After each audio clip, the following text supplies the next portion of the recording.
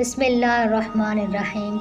आज कुछ बात अर्ज़ करूँगी उमर इब्न अब्दुल अज़ीज़ रज़ियल्लाहु तआला अन्हु के बारे में। हज़रत उमर बिन अब्दुल अज़ीज़ जब अमीरुल मोमिनीन बने तो खिलाफत के मनसब पर पहुँचे तो उनकी कैफियत यकसर बदल गई। चेहरे का रंग बदल गया, नाज व नेमत की ज़िंदगी बदल गई। किसी ने कहा कि अमीरुल मोमिनीन, आप खलीफा बनने से पहले बहुत खुशपोश थे, बेहतरीन लिबास पहनते थे। खलीफा बन जाने के बाद क्या हो गया कि यकसर हालत बदल गई। आपकी इन दोनों हालतों का फ़र्क सिर्फ़ एक मिसाल से वाज़ेह हो जाएगा।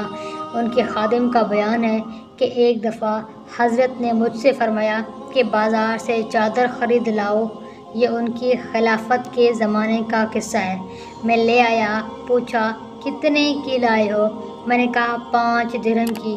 नाराज़ होकर कहने लगे, तुमने इतने पैसे बर्बाद कर दिए थे, इतनी महंगी चादर ख़रीद कर लाए हो, 5 दिरहम की चादर लाए हो। वो बिगड़ रहे थे और मैं हंस रहा था। जब वो खूब बिगड़ चुके और मुझ पर इजहार नाराज़गी कर चुके और मैं खूब हंस चुका तो कहने लगे कि हंसता क्यों है? एक तो काम ख़राब करके आया, ऊपर से हंसता भी है। मैंने कहा हुज़ूर, मुझे एक किस्सा याद आ गया। जिन दिनों आप मदीना के गवर्नर होते थे, आपने मुझसे कहा था कि कोई चादर लाओ। मैं बाज़ार गया और एक नफीस तरीन शाल लाया और उसकी कीमत 500 दिरहम थी। हुज़ूर ने पूछा कितनी कीमत है? मैंने कहा 500 दिरहम। हाथ में लेकर कहने लगे, इतनी निकम्मी और ऐसी खुरदरी लानी थी? तुम्हें कोई अच्छी चादर नहीं मिली, ऐसी घटिया चादर उठा लाए हो।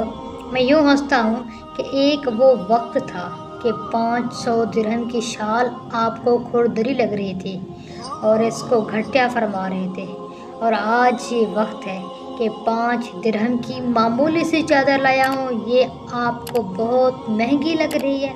ये एक मिसाल है कि खिलाफत के बाद उनकी ज़िंदगी में एक इनकलाब आ गया था।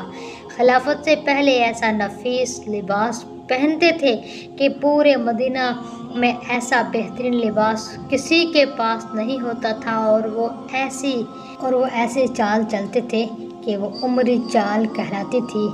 या तो खिलाफत से पहले नाज व नेमत का ये आलम था, या खिलाफत के बाद ये सादगी। मेरी बातें सुनने का शुक्रिया।